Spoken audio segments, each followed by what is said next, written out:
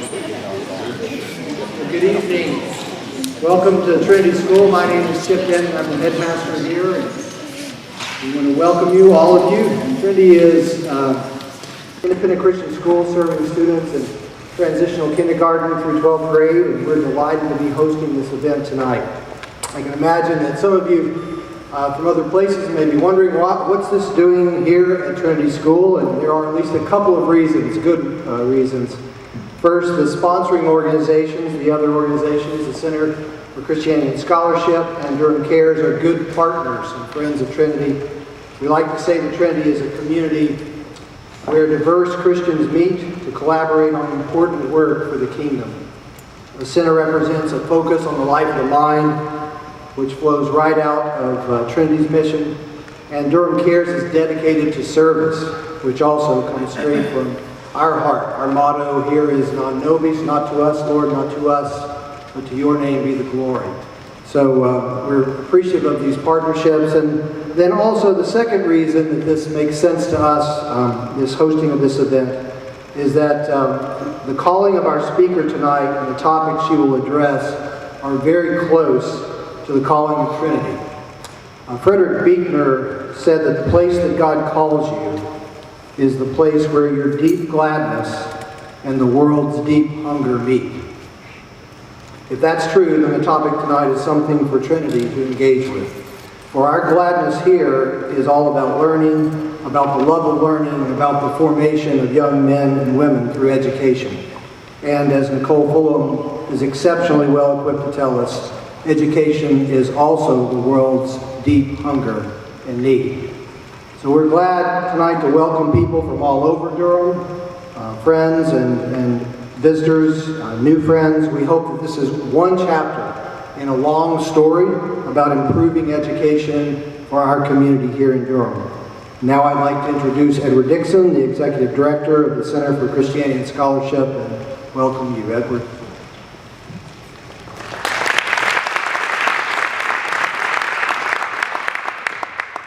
Thank you, Chip, and thank you to Trinity School for hosting us this evening. A special thanks to the volunteers and staff at Trinity that have really taken on a lion's share of the hospitality that you're enjoying tonight. Also, I'd like to extend a special thanks to DurhamCares, who has been an important thought partner in forming the shape of tonight's forum. It's my privilege to be able to introduce to you four distinguished speakers tonight. And I will proceed from my right to left. And we have one speaker from Washington, D.C., and the other three are local to the Durham landscape. And each share something in common, and that is interest in education disparity that faces us in the United States and also in Durham. So we're looking forward to hearing more about what the state of affairs is, both nationally and locally. But let me introduce to you each of tonight's speakers. First is Nicole Fulgham. Do this a little bit. Dr. Fulgham grew up attending a public school for part of her upbringing, and a virtual school for part of her upbringing in Detroit, Michigan. Going on to the University of Michigan, she then went to work with Teach for America for 2 years in Compton, California, teaching 5th grade. While in LA, she went on to UCLA and received her doctorate in education with a specialization in urban education policy and teacher preparation. From there, she went to work on the national staff of Teach for America and held several VP roles, including one that I think is of particular interest and one that she started, which was Vice President of Faith Community Relations.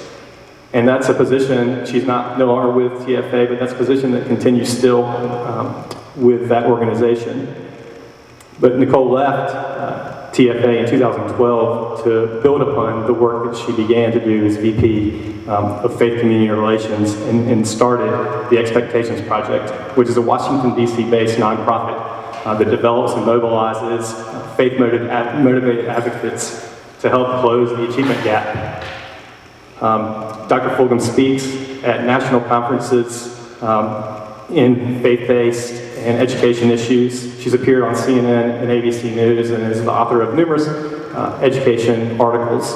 She also is author of the book, which is printed up on the slide, Educating All God's Children, What Christians Can and Should and Can Do to Improve Public Education for Low-Income Kids. She lives in D.C. With her husband and their 3 children. So moving to the local level then, the first panelist that will speak tonight will be Ms. Gayle Erdheim. She's the Executive Director of the Achievement Academy of Durham. And the Achievement Academy teaches and supports young adults who have dropped out of school in order to reconnect them to opportunities that education provides. AADs, year-round daily school, enable students to gain critical reading skills, earn their North Carolina equivalency diploma, and complete college preparatory training so they can succeed in a post-secondary education and attain sustainable employment. Our second local panelist is Liz Hill. Liz is the program coordinator for Go Mentor, and you'll notice that Liz is not KJ. Liz is collaborating with her husband KJ and is filling in for him tonight. And as KJ says, that she will do a much better job and will speak more eloquently and is more knowledgeable about the issues. So thanks KJ for getting injured for us. Go Mentor is a mentor training, connecting, and supporting service that places high value on the mutual benefit of authentic relationships between youth and caring adults. The program focuses on 3 essential truths. Everyone has value, choices have consequences, and reading is linked to achievement and opportunity. The third speaker for tonight is Arthur Jimerson, aka AJ. He's Dean of Students at Durham Nativity School. And Durham Nativity School is an independent, tuition-free, privately funded middle school for boys who have the ability and commitment to achieve, but lack the resources to attend a quality independent school. All students at Durham Nativity School come from financially disadvantaged families. The school's goal then is to educate and empower these students to reach their full potential. So let me give us a word on how we'll proceed tonight. Dr. Fulgham will speak first, and then we'll move straight into our 3 panelists. And after the 3 panelists speak, we'll have a time, depending on how much time is left. We'll end at 9 o'clock tonight to have a few minutes of audience Q&A, and we'll have a couple of roaming mics around. So get those questions ready. You are in a room full of educators.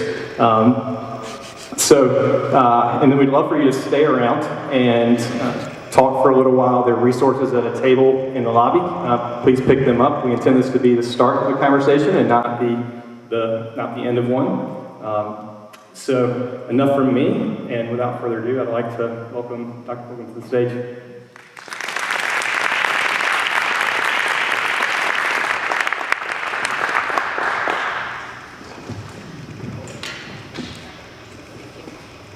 Thank you so much. I'm really excited to be here. I appreciate the generosity of the sponsors of this event and just the interest in this topic. It's one that's very personal for me, and every time I get a chance to talk about education issues, particularly in the context of what it means to intersect with our faith, for those of us who are people of faith, I am excited and happy to be here.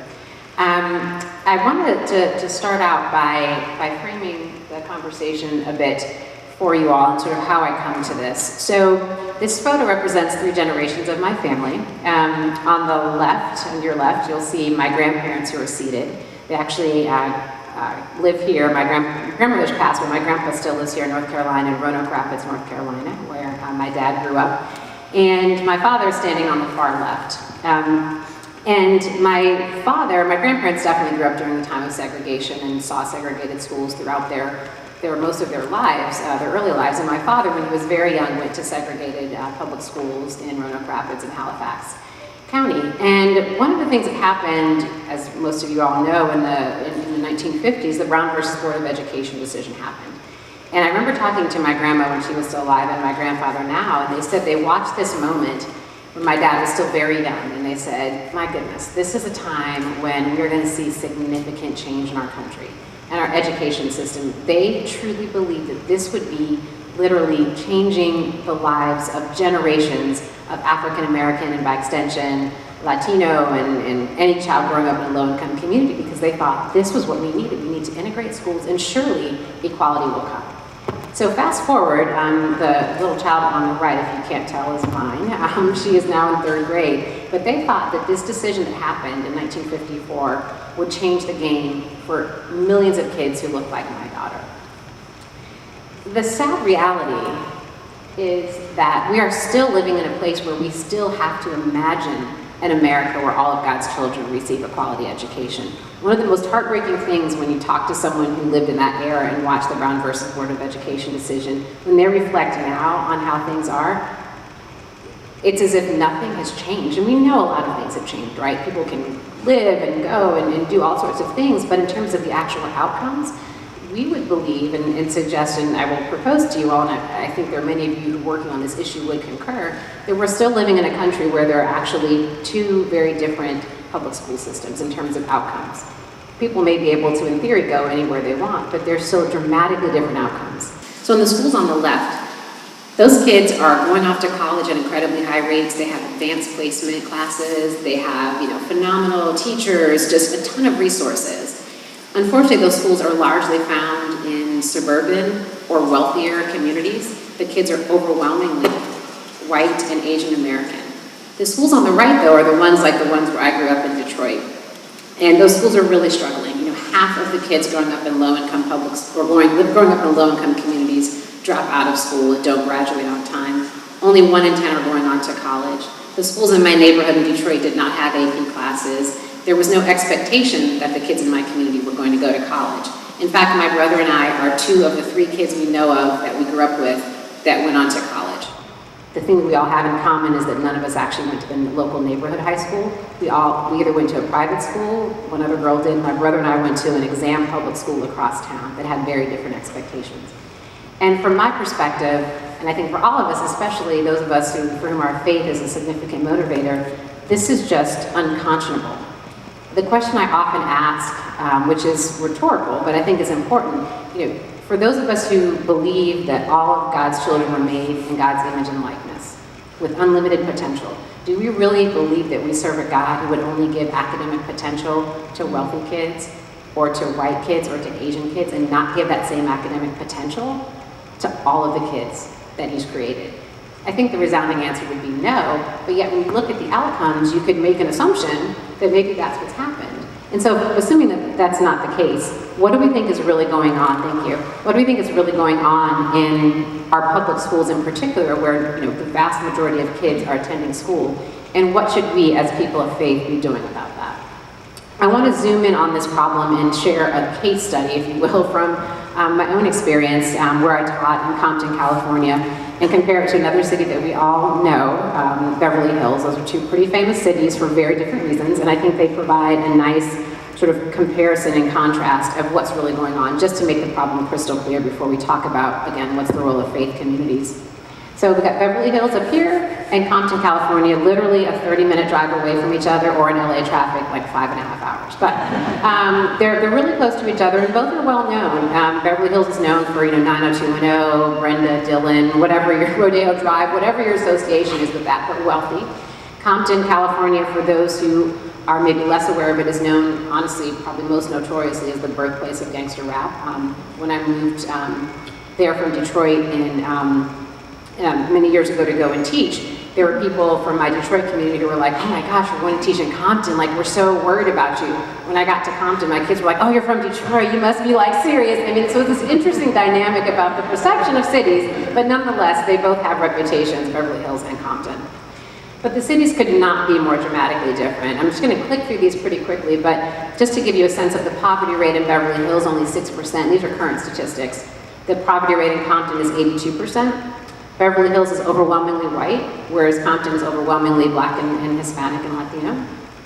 The high school graduation rate of kids in Beverly Hills is 92%. Compton is 45%. And the question that I think we have to ask ourselves is, basically, zip codes are what's determining what's happening in terms of outcomes, right? We know there's a lot more going on in the zip code than just where someone lives. There's financial, clearly poverty and other financial constraints are significantly playing into this, but are we comfortable living in a world where literally where you happen to be born What zip code your parents can afford to live in determines ultimately on many levels whether or not you're able to achieve academically. Are we comfortable with that? If we're not, what should we be doing about that? And there's a huge opportunity that I want to spend a few moments teasing out, particularly for communities of faith on this issue. And when we think about this at our organization, we really think about the purpose of education. And so just to tease that out for a couple of minutes, one, there's an opportunity simply because education ultimately is one of the clearest pathways out of poverty. We spend a lot of time in faith communities and thinking about social justice issues, and they all matter, right? Like, I get why we want to focus on employment opportunities or healthcare. All of these disparities in social issues are incredibly important, and as people of faith, I think we should be at the table really thinking and leading about these issues. But ultimately, at the core, for me anyway, I just see the difference between what a quality education can give you. Obviously there's the statistics on how much more money you'll make over your lifetime, all of that, but there's more to it than that. We want to make sure we can give people an opportunity to achieve. And for Christians, really thinking about that as a deep part of who we are and what we want to provide for the world, I think is a core part of what we do. The second piece is beyond pathway out of poverty. This issue ultimately is one that includes and resonates with the most disenfranchised people, I would say, in our society. It's people who are growing up with more economic challenges, but it's their kids, right? When you look at any religious tenet, but certainly from a biblical perspective, the call and the responsibility to really work on behalf of children, I think is pretty crystal clear. And this issue is at the center of both people who are disenfranchised, but also children in that context. And the final piece that I think is important in terms of there being an opportunity for people of faith is this idea of purpose. So Jeremiah 29:11, for those of you who are Bible scholars or probably have even just been to church a few times, you've probably heard this Bible verse. I don't know if it's one of the most quoted verses, but it's everywhere. We all love it. We probably all memorized it in Sunday school. But for I know the plans that I have for you, declares the Lord, plans to prosper you and not to harm you, plans to give you hope and a future. This is probably, stitched on grandma's, pillows. It's on your wall somewhere. It's on a little, paperweight in your office, because it is just such an inspiring idea that God knows these plans He has for us. He has a purpose and a hope and a future for us. And when I think about public education or just education, period, I really believe that that's where a lot of us find our purpose. And it's not that there aren't lots of other things that we have to encounter to find our purpose. We have to have mentors, exposure to different things, ideally an encounter with God, right? All of that matters. But if you don't have a quality education, it's so much harder if your purpose is in some way connected to a career to achieve that. If your destiny and God's purpose for you is to be a physician, but you go to a high school where there are no science classes of any substance or structure, or the kids on the average when they graduate from your high school are doing math the level of an 8th grader, which is the statistic, by the way, for kids in low-income communities, how prepared are you going to be to walk into your purpose and destiny to go to college, let alone medical school? And so, again, for those of us who are thinking about this from a faithful perspective, I say this a lot, but I think it bears repeating that I think about this idea of a purpose in a child, and literally, when that child isn't successful in school, that purpose is literally dying on the classroom floor. Like thousands and thousands of children who are not able to attain their full God-given purpose. And so education is such a core to help ensure that happens, and there's this huge opportunity for faith-based communities and all of us, quite frankly, to step into this space. The opportunity is real just in terms of numbers. There are more than 300,000 churches in this country and about 340,000 other religious congregations, including synagogues and mosques, etc. And there are about almost 50,000, about 48,000 plus high poverty public schools where the needs are incredibly severe and where we can make a difference and have an impact. So we've got a significant jump on the ratio, 6-to-1. And you can imagine what would happen if all of these congregations of faith were to decide whatever that means for us, right? It may not be that we can make this, we're not going to open a school necessarily, but we're going to decide to prioritize this particular issue, achievement disparities. The numbers are intense. When you look historically at how the church and faith communities have played a role in so many social movements, from abolitionism to the civil rights movement, currently to climate change and comprehensive immigration reform, we have been leading and speaking on these issues in the forefront because they have a moral dimension. Millions of children dropping out of schools, particularly kids of color and kids growing up in low-income families, is a moral issue. And that's where we can shine and really shine a light on an issue. When I think about what's needed to really change the game for kids, without faith communities stepping into this space, I think it's going to be so much harder. And what a wonderful testament that would be when we start to see more equality in our schools, if we can look back and say, the church and faith communities played a significant role in that. What an awesome example that would be for the world, quite frankly, but more importantly, how great will that be for kids and families? So the opportunity is huge, and we can step into this space for sure. So the question that I want to pose to you and to lead into this discussion is, how can faith communities really help shine a light on educational inequality? There's a lot of things we could do. I want to propose to you a few things that at our organization, the Expectations Project, believe are necessary. So this idea of compassionate service, I think churches and religious organizations are really, really good at this. So you see a lot of backpacks there. We can do a backpack supply drive. We can get the books for the school library. We can host a luncheon for the teachers and make them feel appreciated. I think we're very good at that. And I think it makes sense because in a lot of levels, we're heart people, right? We see a need, we want to meet the need because we have the relationships, and that is a wonderful thing. And we encourage that. Our organization partners with existing organizations that have really high quality tutoring programs, and we send our congregations and their volunteers to work with these existing programs that we know really work, keeping ones that we know really work, because we can be very busy on compassionate service and maybe not have the outcomes we want. But one thing we would say about compassionate service, it's incredibly important. The babies need the school supplies, they need the books, the teachers need to be celebrated, do it all day long. We think it's necessary and important, but we actually don't think it's sufficient to dramatically change outcomes for kids across the board. And the reason why we think that's the case is because there's this next level we have to get to, and we really focus on this as our long-term goal, is faithful advocacy. Now, advocacy means a lot of different things to different people, so I want to define how we think about this and present this idea to you.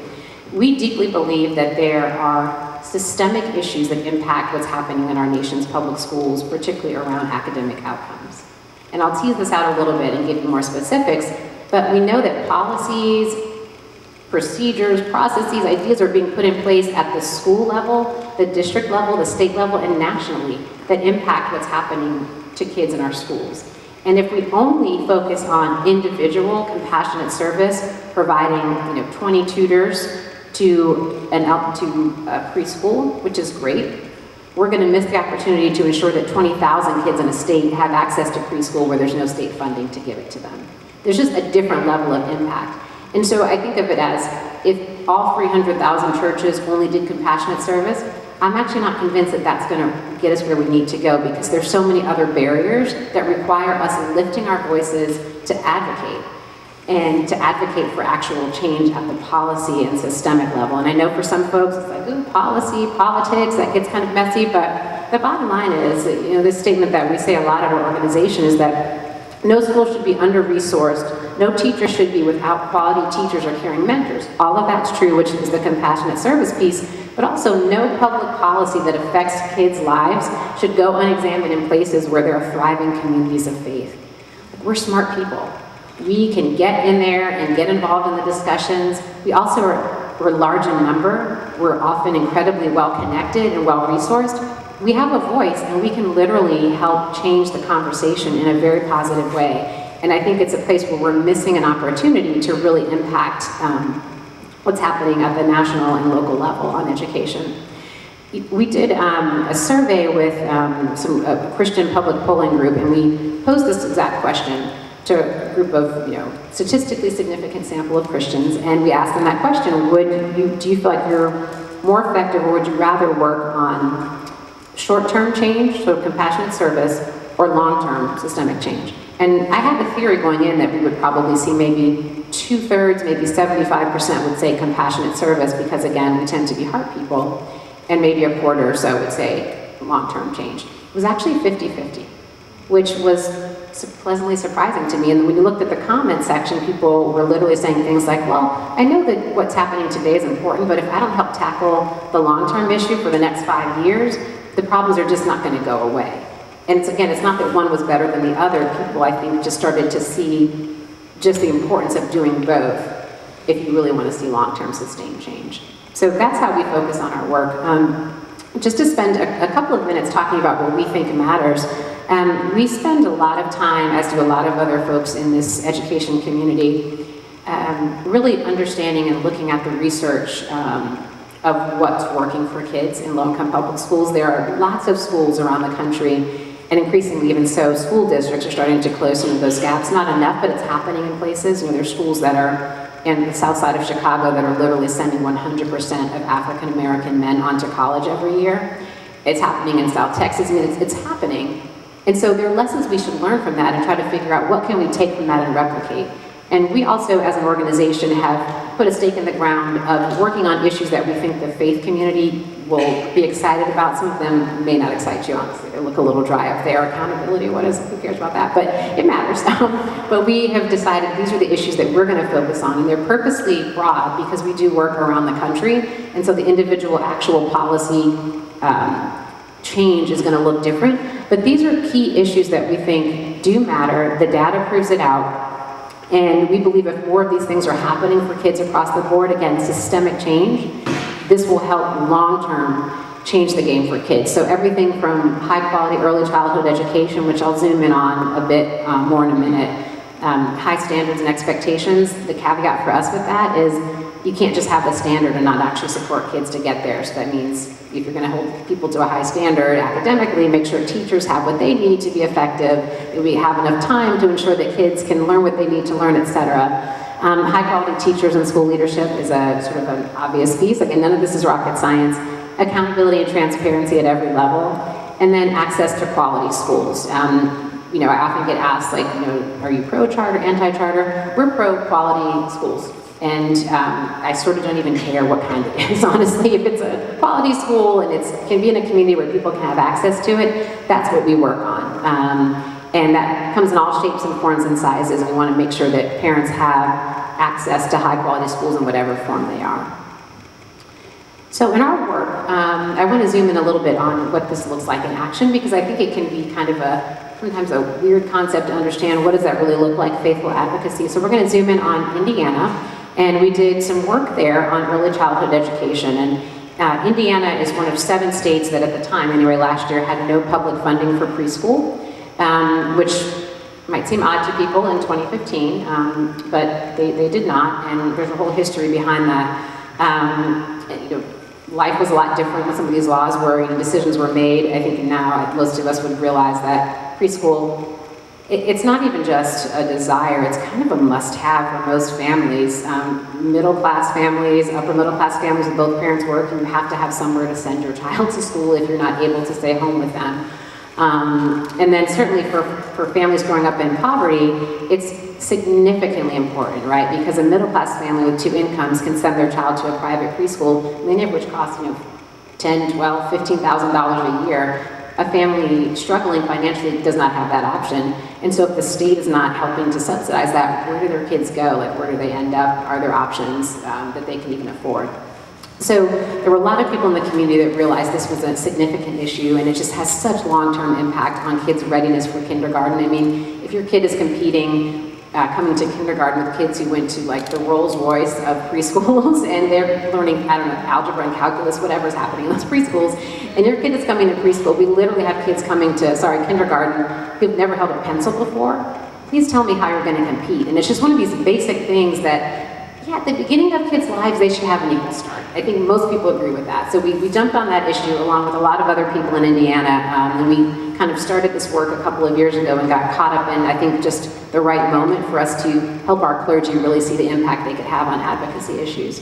So we worked and partnered with the United Way of Central Indiana, who was a major leader on this issue, and they asked us to really help galvanize clergy and faith-based congregations and communities on this issue. So one of the ways that we help to compel people who perhaps weren't as familiar with this issue and why it mattered, particularly if it's not in your own backyard, your kids are fine, you have a great school to send them to, they have preschool, was we talked about what happens earlier in the 29th chapter of Jeremiah, where the scripture talks about seeking the peace and prosperity of the city to which I've carried you into exile. Pray to the Lord for it, because if it prospers, then you too will prosper. And that's kind of like the piece that we don't talk as much about in Jeremiah, because it's the part that calls us on the carpet, honestly, to be accountable and to be our brother and sister's keeper in a very positive, non-paternalistic way.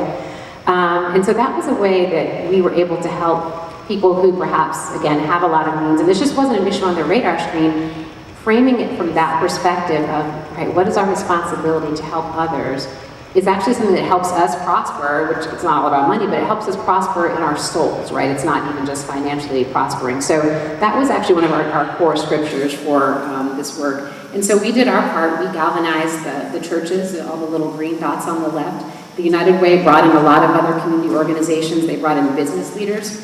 And it was just this amazing time in the city of Indianapolis. We had pastors who were writing op-eds for the local papers about why this was a moral issue and how could we possibly live in a city where we're not providing preschool for families who basically are struggling in some of the most challenging ways. We had business leaders come in and say, well, all the data shows that if we don't get kids on the right track to preschool, we're not going to have a workforce in 20 years. I mean, it was just this beautiful moment where pastors and clergy were going to speak to the elected officials and really just making the case in large numbers, and got a lot of media attention, all of the things that you really need to develop an advocacy campaign. And the result was just amazing with all of these organizations partnering together. They really did contribute to this policy win, where the first piece ever of state legislation to fund a pilot program for 1,500 low-income families to have access to preschool had never happened before. And that might not sound like a huge number, but given the significance of the very fiscally conservative state legislature that made that decision and the governor, it was actually huge. And we were so excited that, the first of many, because we're now going back to push the envelope, but the governor signed a piece of legislation into law in one of our partner churches that has a really high quality preschool. So it was just like a moment of joy and celebration for all the hard work that the faith community put in on this issue, and just was phenomenal. And what's not on here now is that in March, the local mayor of Indianapolis and the school board, the school superintendent are allocating about $25 million more dollars locally to expand preschool in Indianapolis public schools to add preschool seats. And so there's all this momentum, and we're going back for this legislative session to keep knocking on the door of the State House with our clergy and saying we need 1,500 is great, we need more. And again, for pastors and faith communities to see, oh wait, we actually had an impact on something, not just tutoring 15 kids, that's great, keep tutoring them, but we got access to preschool for 1,500 families. It was pretty awesome. And so that's the type of work that we can do when we're organized and focused. And we like to think, imagine if this were happening, and it is in some cases, not just it can happen without our organization, but we can imagine a country where this type of work is happening all over the place, right? There are many people that are working on early childhood education or some other type of advocacy issue, like making sure we have quality teachers and school leaders for every child in every school. Imagine what that would look like to see that happening all around the country, and the power we have to really change the game for kids in our school. And for us, it really does come down to imagining what America would look like where all of God's children receive an excellent education. It is possible. The road is not easy. It is not, going to happen overnight. But the traction that I think many of us are seeing who are working on this issue is incredibly encouraging, and the potential to do so much more is there. I don't want to live in a world where my grandparents, 60 years after Brown versus Board of Education, are still wondering what happened. On behalf of them and all the people that have been pushing on this issue, I want to live in a world where we see all of God's children receive a quality education, because they deserve it and they're amazing, and more importantly, it's possible. Thank you.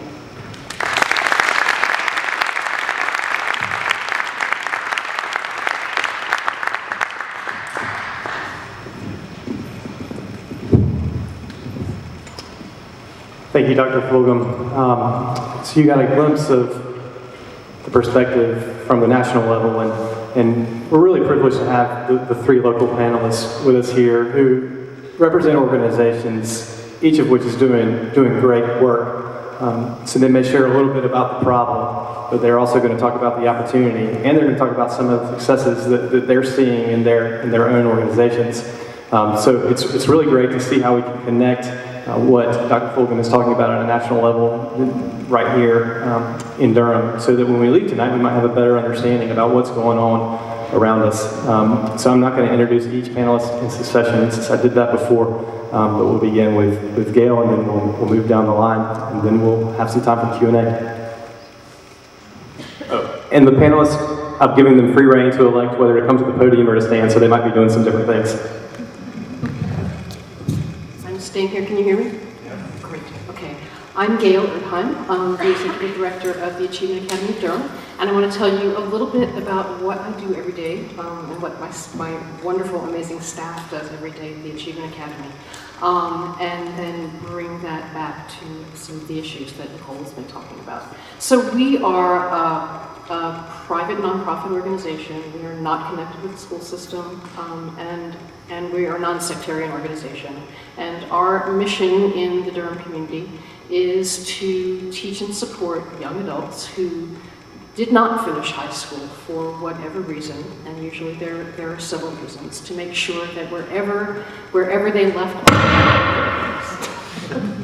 academically, we're able to help them get back on track, fill in any academic gaps that they might have by virtue of the fact that they didn't finish school, get a high school equivalency diploma, and most important to my heart, move on to college or some sort of post-secondary situation, so that they do have the hope of being able to support themselves and their families in their adult life. My kids are older than what most of us think of as our children, and I think that that's a really important thing when we speak about public education. I think the picture that we have in our mind are of little kids, and maybe all the way up through high school age kids. But my kids are older.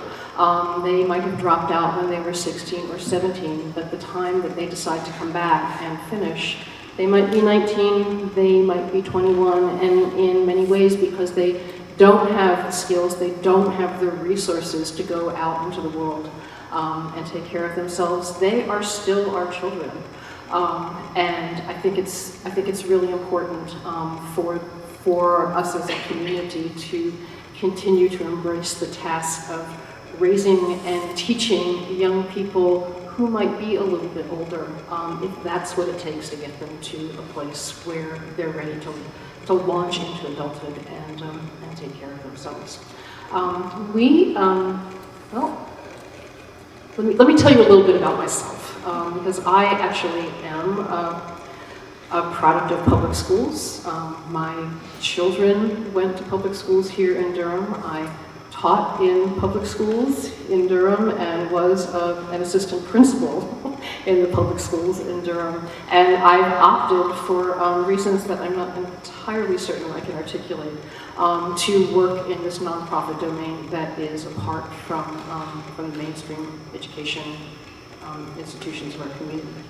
And why that is, I think, is because I feel very strongly that it is true that every young person can learn, and can learn enough to take care of themselves, can learn enough to be a curious and responsible and important and powerful member of our community.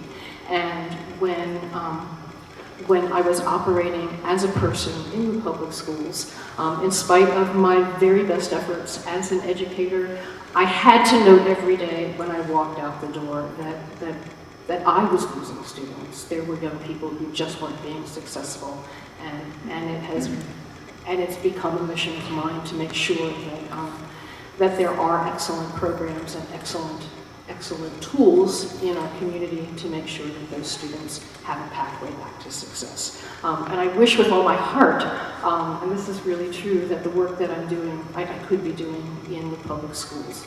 And my dream is to find a way to bring the work that I do back to the public schools. We serve 45 to 50 students on any given day at the Achievement Academy. There are 4,000 young people between the ages of 14 and 25 in the Durham community who didn't finish high school and who people consider to be disconnected youth.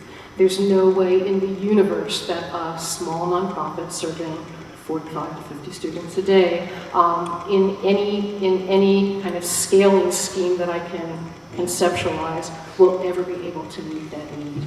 I have to figure out a way to move the work that I do back to a place that has the possibility of providing great programming to students who have perhaps failed many times, to a place where 1,000 students can get served. And I think that place, I'm pretty sure that place is in the public schools or in the community colleges. I just can't imagine work of that magnitude happening any place in other than the public domain. I hope that makes sense. The things that we think about every day at the Achievement Academy is how we can move from a place of service to be an organization that has an advocacy impact. What can we do as a place that has figured out really pretty well how to meet the needs, meet the educational needs that somehow or another the public schools couldn't figure out in the 10 or 12, sometimes 14 years that they've been working with a student. And we've sort of adopted this notion of being an action tank. And I think it's a really interesting idea. One of our board members brought it to us to imagine that a nonprofit or a church program in a basement might actually have the capacity to innovate, to try things and perfect strategies in a way that sometimes a teacher in a public school classroom might not. I go to work every day and I can do, this is true, I can do whatever I want to do.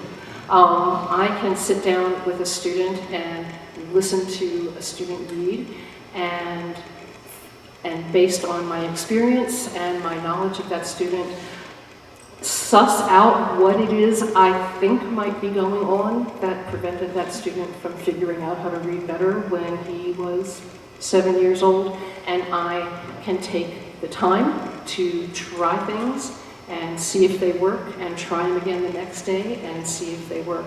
I'm not bound by a curriculum that has to start on day 1 and end on day 180. It's a really great gift that I have to have that freedom of time and the freedom to experiment.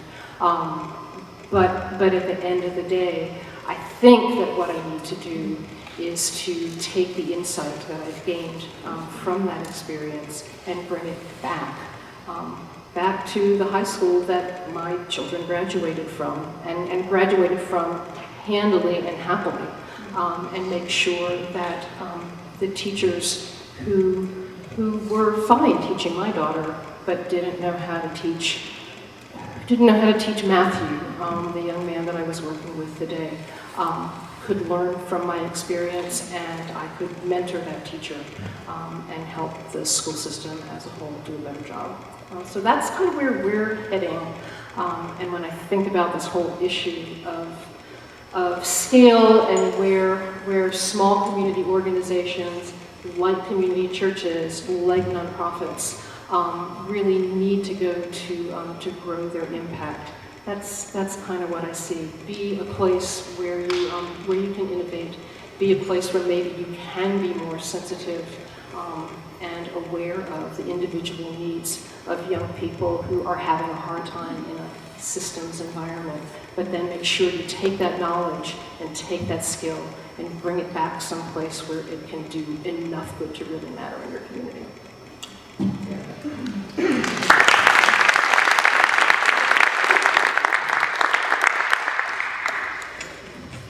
Hi, so my name is Liz Hill, and I'm not my Paul Hudson, who's in the back and recovering from foot surgery, so I'm subbing in for him this evening. And somehow, even after 20 years of marriage, he's still blinded by love and thinks I'm very eloquent and intelligent. So hopefully I'll live up to his expectations, but we'll see. So I'm here representing Go Mentor, for whom I'm the program coordinator. And we are housed by a nonprofit called ReCity, the ReCity Network. So we're local to Durham and we work around the triangle. We're an educational nonprofit. So we definitely fall under the compassionate service piece that Dr. Fulgham spoke of. Although we dream big about policy and systemic change. And part of our hope is that the more people who have means and privilege and connection, who we can help intersect with students who are coming from backgrounds where they have a lot of obstacles, that the more people that we can connect and kind of open their eyes to the need, that will eventually lead to more people getting into the game of systemic change and policy and dreaming big for our cities.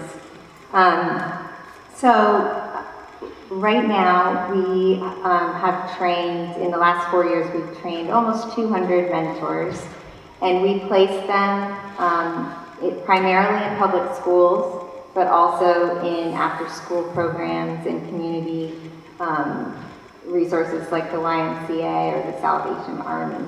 And so we partner with our public schools and public charter schools and these after-school programs to help provide them with caring adults to be matched with a child who could benefit from a relationship with a caring adult.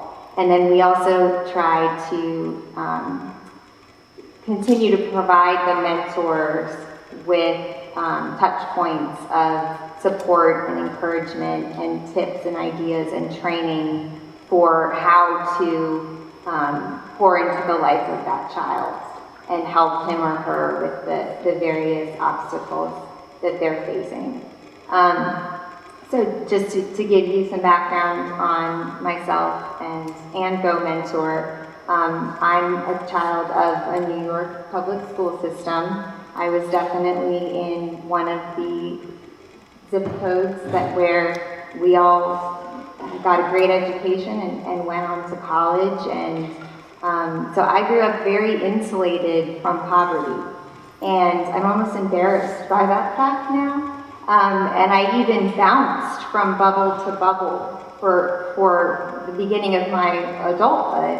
And it was when we were living in Harnett County, south of here, that, and my husband was on staff at our church, that our church was invited by one of the public schools to provide mentors for the kids.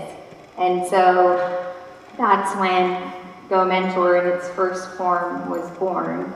And just as my husband and then others of us from the church started to get connected into the lives of these kids, it really changed the trajectory of our lives for us and our family, and to bring us to a place where we were no longer comfortable with not seeing the needs around us and not comfortable to just live our nice little life, but to be compelled by the gospel and by the needs to engage.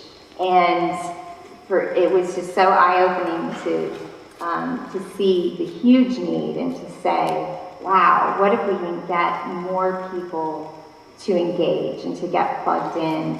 And thinking about the numbers of churches, having grown up in New York, when I moved to the South, I was so confused by the number of churches everywhere. But it's an amazing phenomenon. It's like, look at this manpower. And this is an all hands on deck situation in our public schools. And so that's part of what we're trying to do.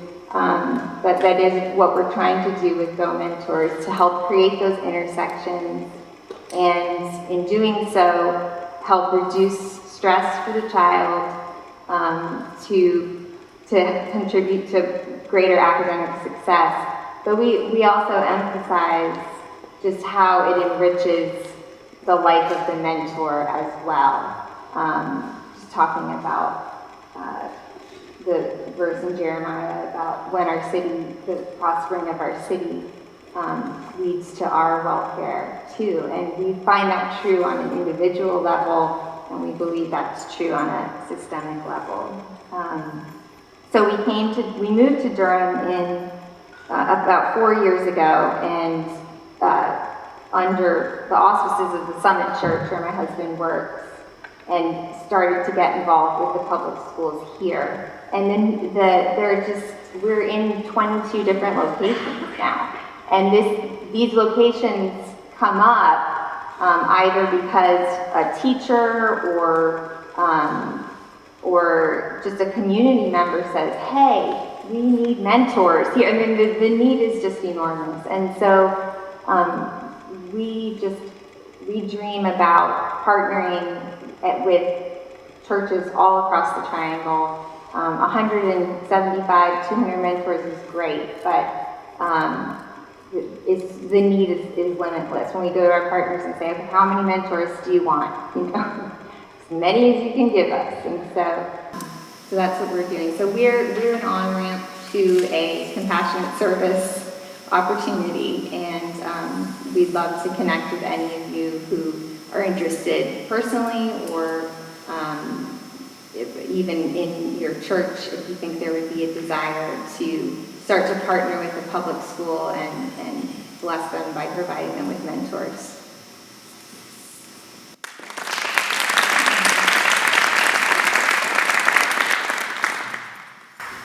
We have a short 3-minute video before I come up.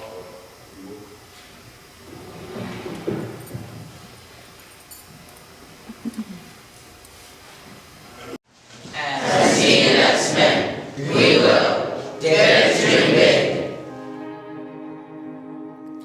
Hi, my name is Katina Carlton Graham. My oldest son's name is Antonio Carlton. My middle son's name is Amario. My youngest son, his name is Seth.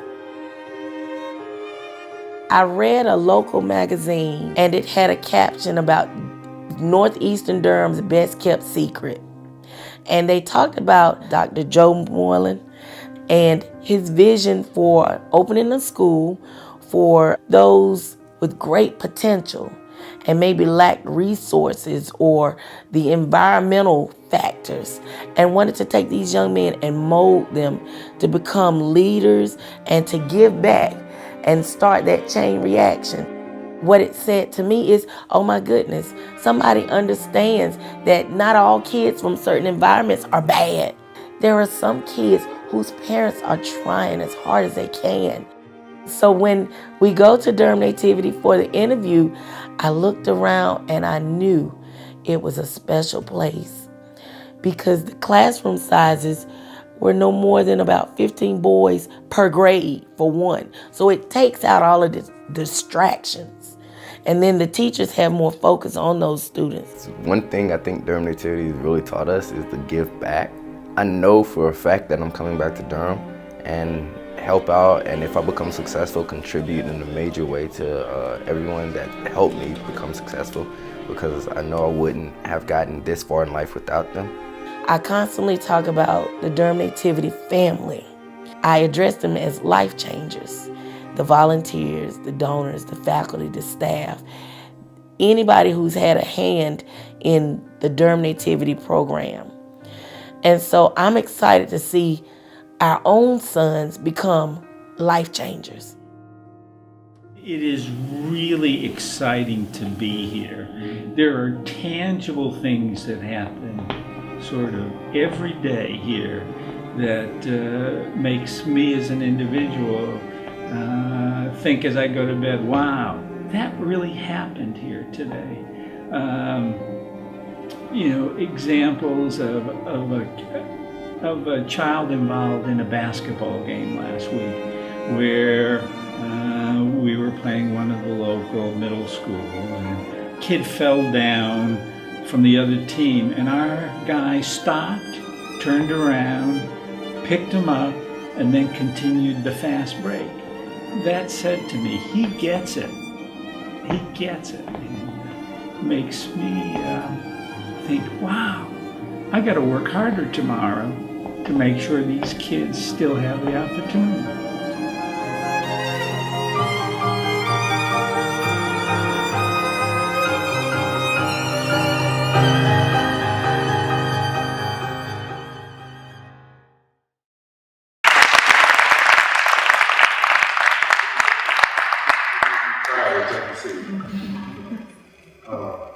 I'm a little bit like this,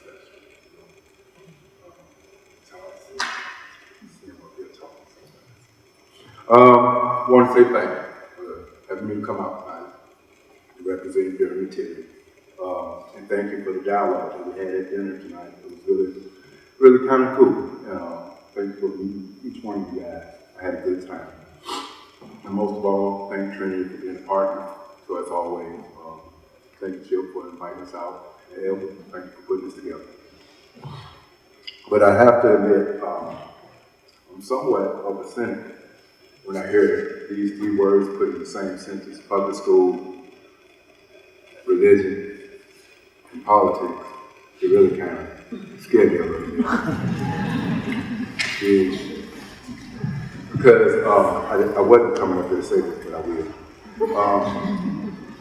I was one of those guys who grew up in one of those neighborhoods that we didn't have those opportunities in those neighborhoods. And I told the group earlier that it took me a while to realize I wasn't the same. And every time when I was growing up, they said, "You're really smart, you're really smart." The teacher would say, "You're really smart." I was really smart compared to who I was with. I was scraping the bottom of the barrel.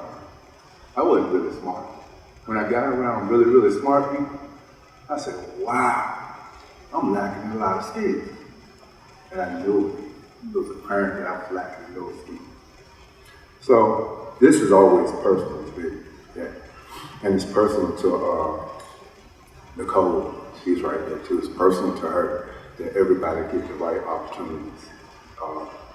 We take that really seriously.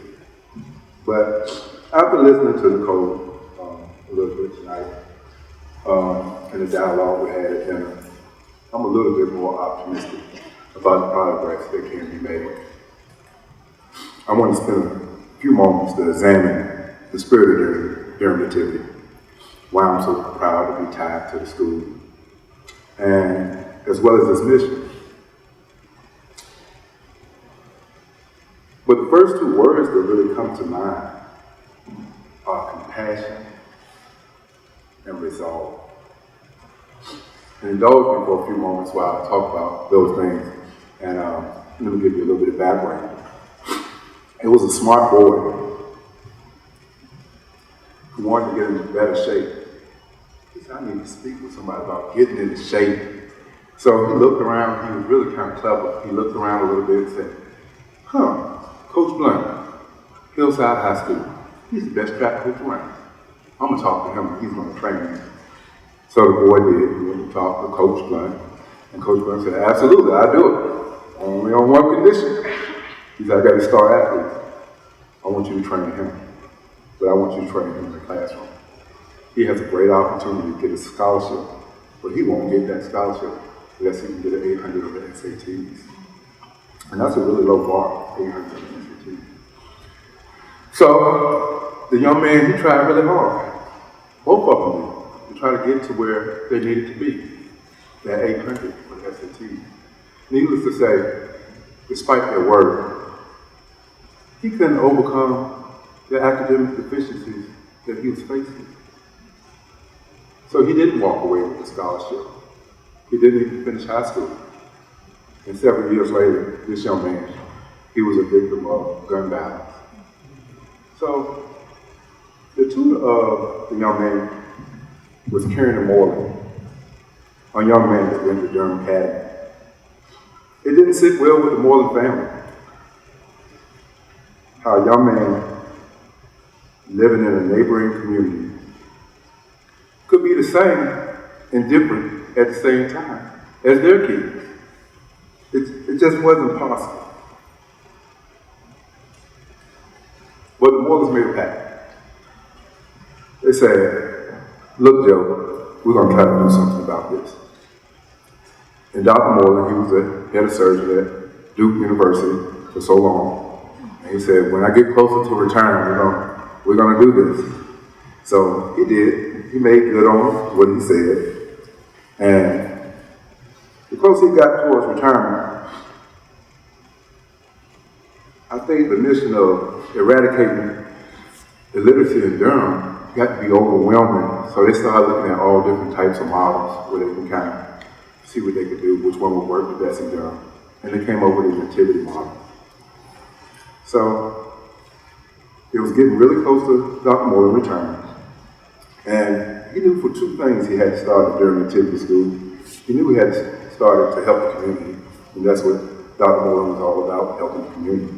But he also knew it because Ms. Morgan said, she's here today. Ms. Morgan told him, Joe, I married you for breakfast and dinner. You got to go somewhere for lunch.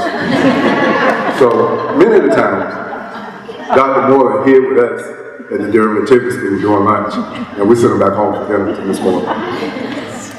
Thank you for sharing with us, Ms. Morgan. And the Morgans, they didn't just stop there and just thinking about an idea. They kind of pushed the envelope and kept saying, well, we can't do this by ourselves, but we're going to get some people to help us with this. And they did. They got some concerned citizens in Durham, and they were compassionate and resolved also.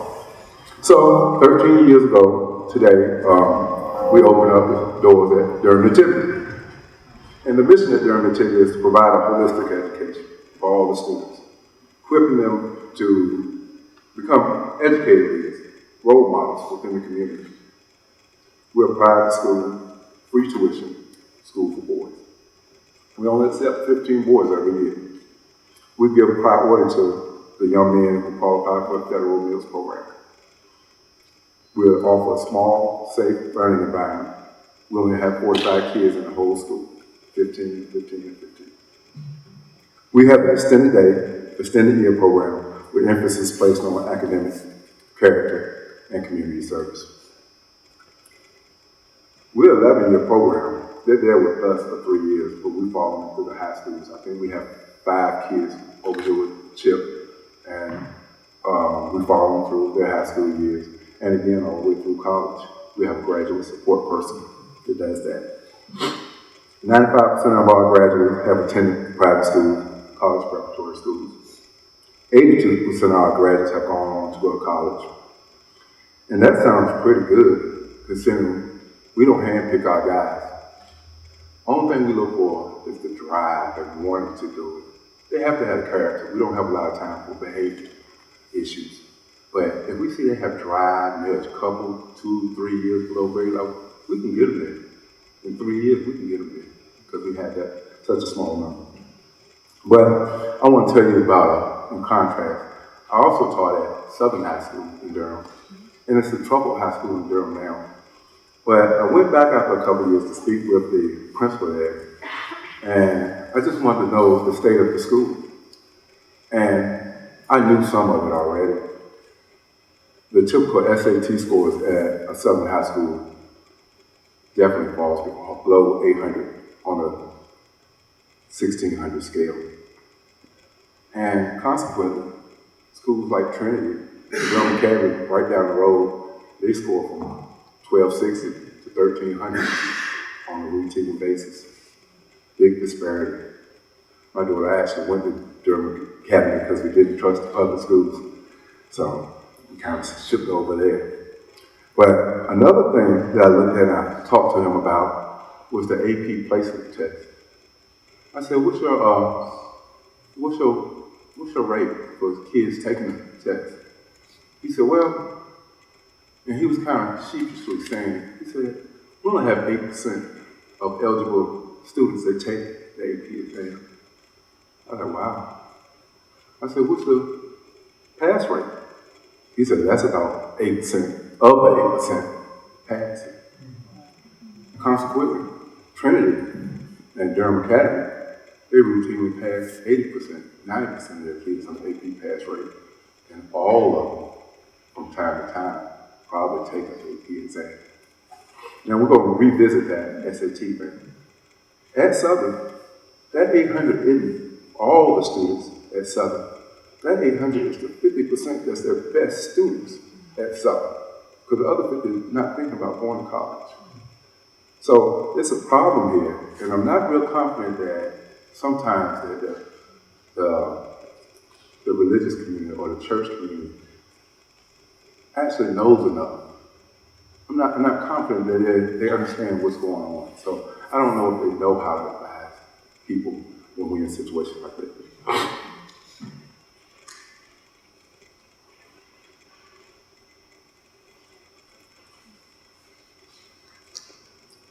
When I think about places like Southern, I'm constantly reminded of a verse in Matthew 25:40. The king will reply, truly, I tell you, whatever you did for one of those, of the least of those brothers and sisters of mine, you did it for me. And I don't see that a lot. So it makes me question the system. I don't see that. And when I did have an opportunity to be a part of their nativity, I did see that in New Orleans. I did see that in the people around New Orleans. And that was something different for me, to see something like that. But somebody actually walked the walk, actually talked for a while. And another thing, I keep this close to my heart too. The 5 theological truths. Life is hard, we all know that. You will die. In the big picture, you're not important.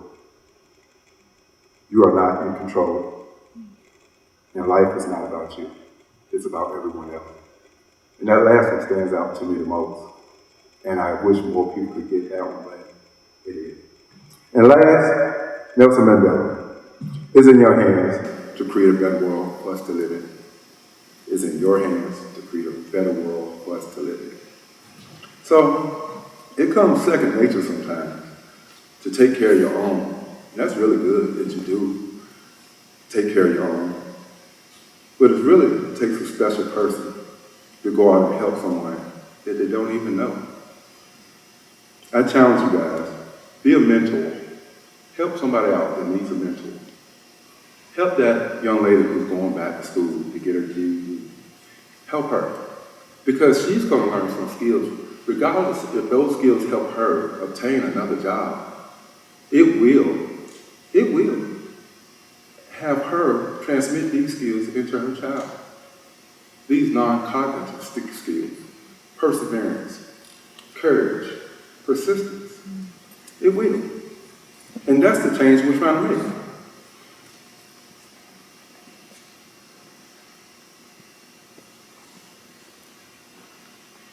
Now, one thing that I know that most of the parents agree on, the whole deal is who got the skills and who don't. Skills begat skills. Deficiencies begat deficiencies. They get worse. Then we have to deal with them being grown deficiencies. And that's an issue. The question is, do we as a community want to come closer to that utopian society that John Lennon talked about and imagined when he said there's no government, there's no religion, there's no classes? Are we really trying to get there? These things shouldn't dictate the mission of educating all God's children. The truth is, no one knows the answer to all our economic ills. But there has to be some people with some compassion and some people with some resolve. And who knows, if you try something, it just might get done. Thank you for having me out tonight.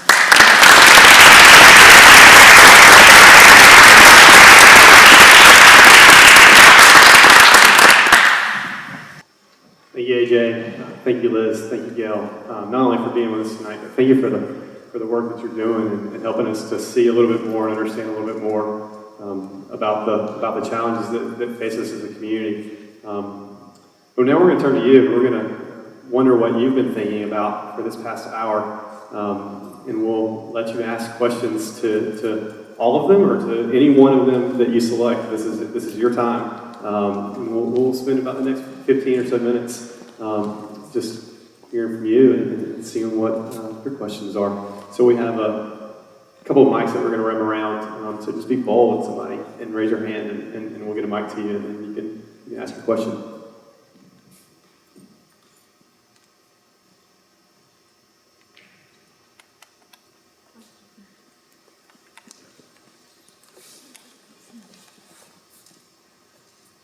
I live in Raleigh, and I grew up in public schools. My children, I have two girls that are in public schools and Wake County schools. And so I guess I'm just thinking about with advocacy, because I like that idea of, bringing about change for the long haul. And I'm just wondering, in the current political climate, what are some of the most effective ways to advocate something a little bit stunned, I guess, the last couple of years, and just wondering, sort of what you all have found does work, or who's listening, and how to make changes that you want to see to sort of narrow the achievement gap, or however you want to say it. Inequities. Well, I'll share my thoughts. I'm sure the rest of the panelists have ideas. I think one of the things that's needed most right now in the education debates is actually civility.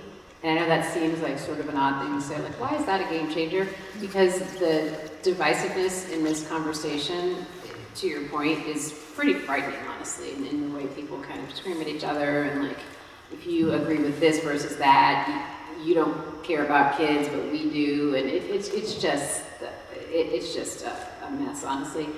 And so what we found that actually can bring people to the table is a civil, sort of sane voice in the discussion that is willing to listen, genuinely listen to people who perhaps disagree with them and find common ground. And I think that's part of why the faith community is, again, at our best, we're not perfect either, but I think at our best, we can take that different type of approach, which gets attention, ironically, in just the current sort of craziness of what's happening. And I feel like that's one component. The other piece I would say that gets attention and kind of draws things are interesting bedfellows, for lack of a better word, and so groups that coalitions that come together across lines that don't often seem like they would have alignment together is, again, a great example of unity, but it also gets people's attention. It's like, oh wait, they're coming together with this group? I thought they were at odds, but they're finding this common alignment, and those two ideas are wonderful. And I guess the last thing I would say is we deeply believe in the work that we do, that we want this work led disproportionately, for lack of a better word, by communities of faith where the achievement disparities are most acute, because so many times this work has been talked about kind of coming outside and being led by people who aren't in the communities. And it's not that we think we should be partnering with people who aren't within the same community, but doesn't make sense to have the congregations where the achievement disparities are the biggest really leading that work for a host of reasons. Credibility, but also it's your schools. So we think we want to hear and listen to what those particular communities really think is necessary, and the rest of us can partner with them to work on the work together. So those are just some thoughts that I would share.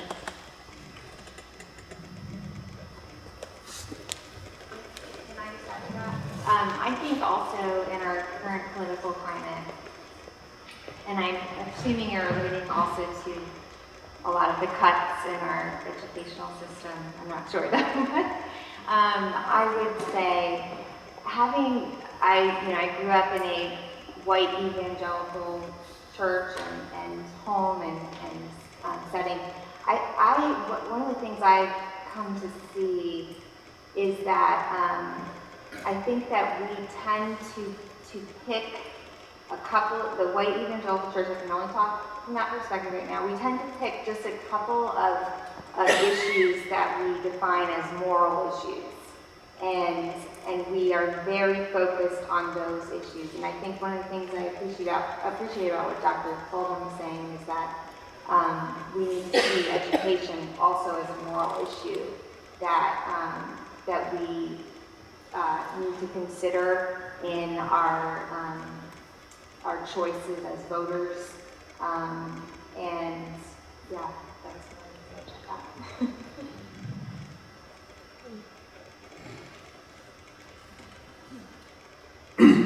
overwhelmed, and I just want to first say thank you, Ms. Moreland and Dr. Melanie.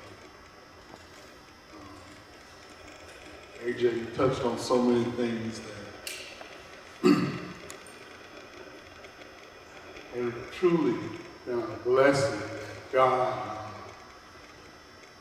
Let me introduce myself. I'm John Jared.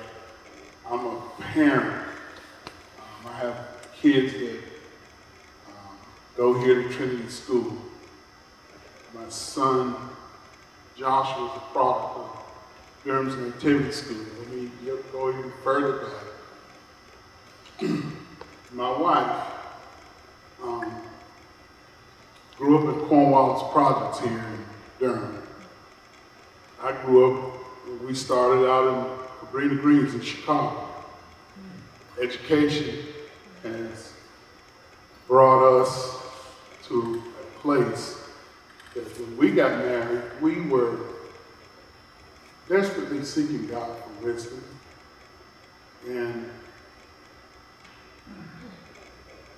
as we live across town, Trinity's here. My sons would have been at Neal Middle School and Southern High School that you talked about.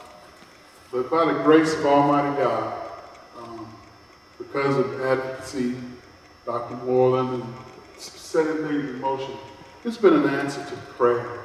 To see my kids produce and have the heart to engage, to be compassionate. I say that all of you panelists have done has been extremely effective. I'm living proof that concern of the church, my family have benefited. It's been by the grace of God that God has raised people like you. And I encourage everyone, when it comes to advocacy and getting involved, it does make a tremendous difference because I'm living proof that my kids have benefited from all that has been poured into them, their lives. The brilliant teachers at this school, at Trinity, Durham's Nativity School, all of the time that you all have taken to pour into my kids. I'm thrilled as a father. I came to North Carolina to go to North Carolina A&T, and Joshua's going to North Carolina A&T next year, and we're thankful, we're grateful, and I encourage you all to continue this tireless work of standing up for kids. When I look in my rearview mirror and I see how far God has brought us from, this is proof positive that by His grace and His mercy, that this work is not in vain.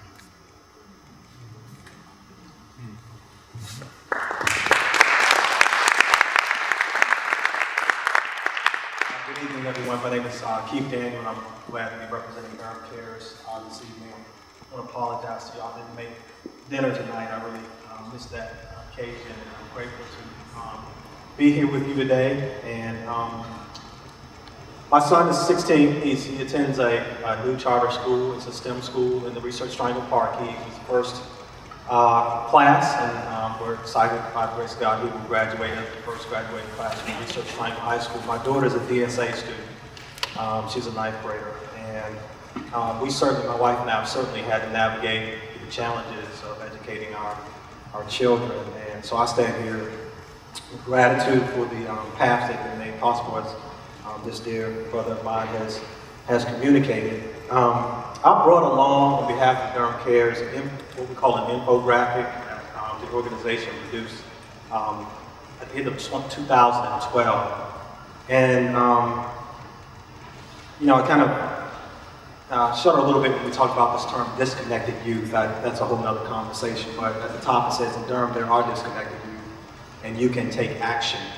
The graphic depicts some of the statistics, and I care not to go over them now because they're kind of depressing, but they're the reality in terms of the disparities in our community. The best part of this, though, is the fine print at the bottom. It's the number of organizations that are committed to our youth success. And all of you that are here today are on this graphic, and if you haven't seen it, I hope you will take a copy, and others of you will as well. My job as Director of Church Mobilization. It was a position created about a year ago, this past January. So it's my job to go around and talk to pastors, church leaders about what's happening in our neighborhoods and our communities, and try to stoke their imagination for how the church can live outside its walls more effectively. There are about 400 or so churches in Durham. That count kind of goes, goes up and down a little bit because I often find out that there's a church inside a church, or Hispanic churches are flourishing. We have Korean and Asian churches. It's amazing. It's a fun job because I kind of like a Disneyland going to find the church on every corner. But it's a challenging job because I think the imagination of churches, you're right. There's some reason for us to be concerned about how aware they are and how committed they are to this particular concern amongst the myriad of other concerns out there. And there's also some other groups that meet that are faith-based, the Durham Congregations in Action and In Poverty Durham group that's been meeting for a number of years. So I'm here to say that I hope to be a fountain of information and also a resource for your churches where you serve in conversation and consultation about what's happening in our Durham community, particularly the positive things, again, because the numbers are very depressing. I mean, the fact that, we can look back generationally and see the distance that has still not been made up in terms of educational inequalities it's pretty horrific. We need to make it a public health issue. A lot of people are screaming at the top of their lungs, and unfortunately sometimes we're still too inward focused. Our churches are, if you're not a member of the church, then you may or may not be able to see the support, the transformation that the church can offer. So that's kind of my job, to be that kind of glad by and hopefully see transformation in that way. But I just really wanted to point out that resource too. You can also go on our website. We focus on community-based collaborative change and campaigns around that. And so thank you all again, and thank you Evan for the work you've done to help this come together, Dr. Fulgham and our panelists.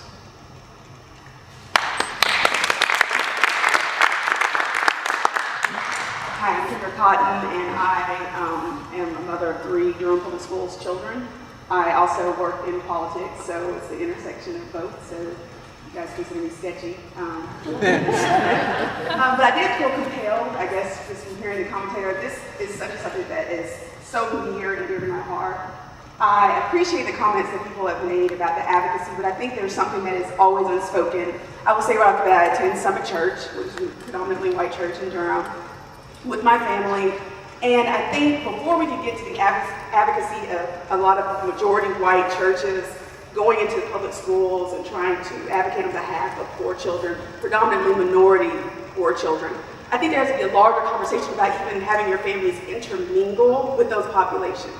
And when I say that, it's because when I signed my children up to play sports in Durham Parks and Rec, you would think Durham was all black and all Latino. Not one white child participates in that environment, and it baffles me. It completely baffles me. When I take them to Oak Grove to play basketball, not one white child is participating in that program. But when I take them to play in tournaments in Chapel Hill, they're all my friends from church. When I take them to the soccer fields to do, Triangle United or Triangle Football Club, they're all my friends from church, and we're usually in the minority in that regard. So I think there needs to be a deliberate action if people are going to speak truth to power and be considered earnest in their efforts. And when I hear I feel like that's just the elephant in the room, and I just wanted to get that off my chest. So thank you.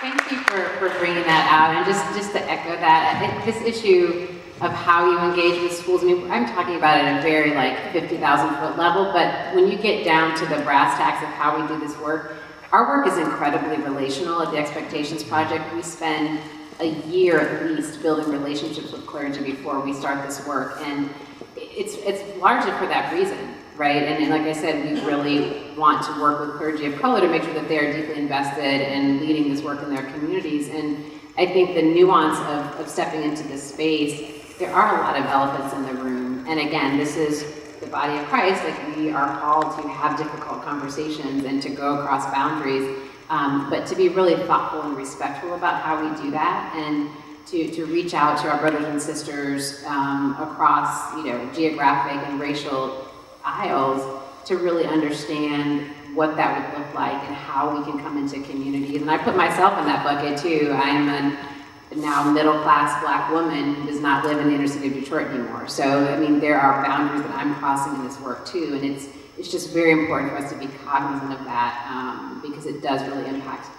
how we do this work, and it has to be in the room. So thank you for pointing that out. Any of you other have thoughts on any of the comments that have been said? Maybe we have time for one last question or comment. Well, I'm going to try to be real quick. Well, my name is Julius Robinson, and wow, I was so glad to meet every one of you here, every one of you speak about education. And I'm so happy that Pastor Chip Denton, the headmaster here, invited me here. I'm so glad to be here. But to say this here, I'm 60 years old, and 4 years ago, I did not know my ABCs, I couldn't read and write. And I heard one of them speak about the old students, and she was saying like 19 and 20. I said, wow, it's not old at all. So many of us out there are still out there that don't know how to read and write. And I know them, I got friends. And that's white that out there too that cannot read and write. And I know them as well. So I'm at the Durham Literacy Center now, and I heard you also speak about you can get into public school, but I wonder, could a 60-year-old man get into public school and get a diploma, which I'm trying to get my GED, but I'm not where I want to be, but actually I just thank God that I'm not where I used to be. And what makes me so humble today is that I can read and write today, and I'm on like a 7th grade level, and I read God's word, and that makes me so happy to be here sitting amongst you, and to grow up with like 7 brothers and 5 girls, and we grew up like in Henderson and Old Island, Bones and Warrenton, and we were raised on a farm. And back then we didn't go to school. And like I say, to be able to know how to read and read now, and I hear the word education, something just goes off of my brains now, and I just like jumps into it, and it's ready for it. And like I say, I don't know if I'll ever be able to go to college, but I'm gonna keep on going until the day that I die, until the day that Jesus takes me from here. So when you say education, I'm here.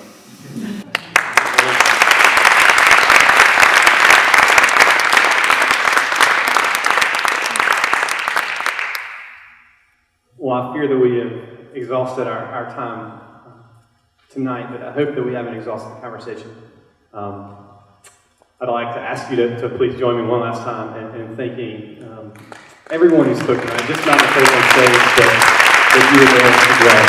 So thank you for everyone. Feel free to see the tables in the back and collect more information. I think our panelists will remain around if you want to come up and ask them any questions. So thank you. Safe travels home.